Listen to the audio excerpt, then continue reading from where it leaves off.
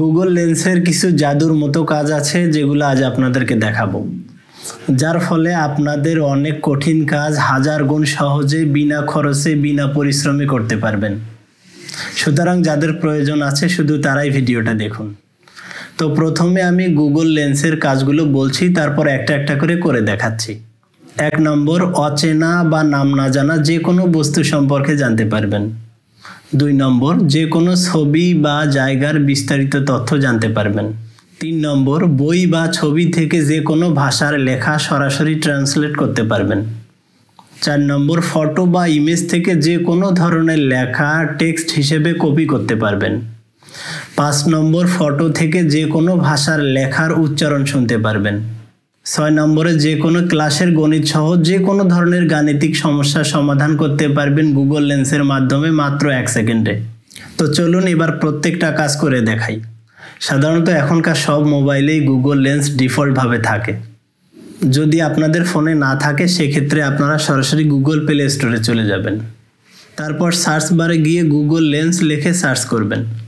তারপর এখান থেকে গুগল লেন্স অ্যাপটাকে ইনস্টল করে নেবেন। অ্যাপটা ইনস্টল হয়ে গেলে ওপেন করে নেবেন। তারপর এখান থেকে অ্যালাউ করে দিবেন। এবারে ওপেন ক্যামেরাতে ক্লিক করে দিবেন। যদি কোনো অচেনা বা নাম না জানা বস্তু সম্পর্কে জানতে চান তাহলে সেই বস্তুটাকে গুগল লেন্সে গিয়ে ক্যামেরার সামনে এইভাবে ধরবেন অথবা একটা ফটো তুলে নেবেন। তারপর এখান থেকে সার্চ অপশনটাতে ক্লিক করে দিবেন। এখন যদি একটু নিচের দিকে যান তাহলে এইটা সম্পর্কে বিস্তারিত, এটার দাম কত, সব কিছু আপনি এখান থেকে জানতে পারবেন। এছাড়াও যদি উপরে অ্যাড ইওর সার্চ এই অপশনটাতে ক্লিক করে দেন তাহলে এই সম্পর্কে বিস্তারিত সব কিছু আপনি এক এক করে দেখতে পারবেন। ধরুন এই ছবিটা সম্পর্কে আপনি বিস্তারিত জানতে চান এটা কোথায় আছে, সেজন্য আপনি গুগল লেন্সে চলে যাবেন। গুগল লেন্সে চলে আসবেন, তারপর এখানে সার্চের পাশে যে ছোট একটা ফটোর আইকন দেখা যাচ্ছে এটার উপরে ক্লিক করে দিবেন। তারপরে আপনি যে ছবিটা সম্পর্কে জানতে চান সেটাকে সিলেক্ট করে নেবেন। এখন নিচের দিকে গেলে দেখতে পারবেন এই ছবিটা কোথাকার এবং কোথায় অবস্থিত, এটার নাম কি, সমস্ত কিছু বিস্তারিত আপনি এখান থেকে জানতে পারবেন। তারপর যে কোনো ধরনের ছবি থেকে কিংবা বই থেকে আপনি সরাসরি যে কোনো ভাষা ট্রান্সলেট করতে পারবেন। তো ধরুন আপনার এই ইংরেজিগুলো বাংলাতে ট্রান্সলেট করা প্রয়োজন, সেজন্য এখানে দেখতে পাচ্ছেন বাম পাশে ট্রান্সলেট যে অপশনটা আছে এইটাতে ক্লিক করে দিবেন। তারপর উপরের এই ল্যাঙ্গুয়েজ অপশনটা থেকে আপনি ভাষা সিলেক্ট করে দিবেন, অর্থাৎ আপনি কোন ভাষা থেকে কোন ভাষায় ট্রান্সলেট করতে চান সেটা এখানে সিলেক্ট করে দিবেন। তো আমি ইংরেজি থেকে বাংলায় ট্রান্সলেট করতে চাচ্ছি, এই জন্য ডান পাশের ইংলিশ অপশনটার উপরে ক্লিক করে দিলাম। তারপর একটু নিচের দিকে এসে এখান থেকে বেঙ্গালি এইটাকে সিলেক্ট করে দিব। এখন যদি আমি বইটার উপরে গুগল লেন্সের ক্যামেরাটাকে ধরি তাহলে এটা সরাসরি বাংলায় ট্রান্সলেট হয়ে যাবে। তারপর ফটো বা ইমেজ থেকে যে কোনো লেখাকে আপনি টেক্সট আকারে কপি করতে পারবেন। ধরুন আপনাকে একটা প্রশ্ন তৈরি করতে হবে বা যে কোনো একটা বড় ডকুমেন্ট আপনাকে টাইপ করতে হবে, তো এত সময় আপনার কাছে নেই, সেজন্য আপনি কি করবেন, সরাসরি গুগল লেন্সে চলে আসবেন। তারপর যেটা আপনাকে লিখতে হবে সেটাকে শুধু ছবি তুলে নেবেন এবং গুগল লেন্সে এসে এখান থেকে ছবিটাকে সিলেক্ট করে নেবেন। এরপর সিলেক্ট টেক্সট এই অপশনটাতে ক্লিক করে দিবেন। সবগুলো সিলেক্ট হয়ে গেল, এখন এখান থেকে কপি করে নেবেন।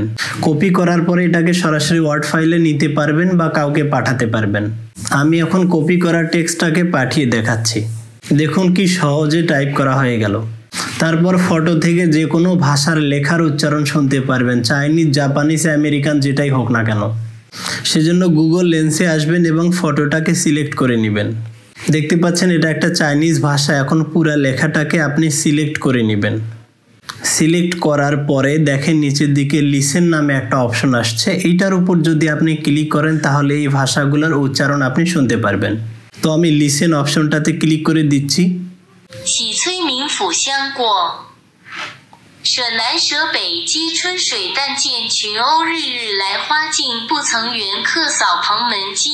তো দেখতে পারলেন খুব সুন্দর করে উচ্চারণ আমরা শুনতে পারলাম।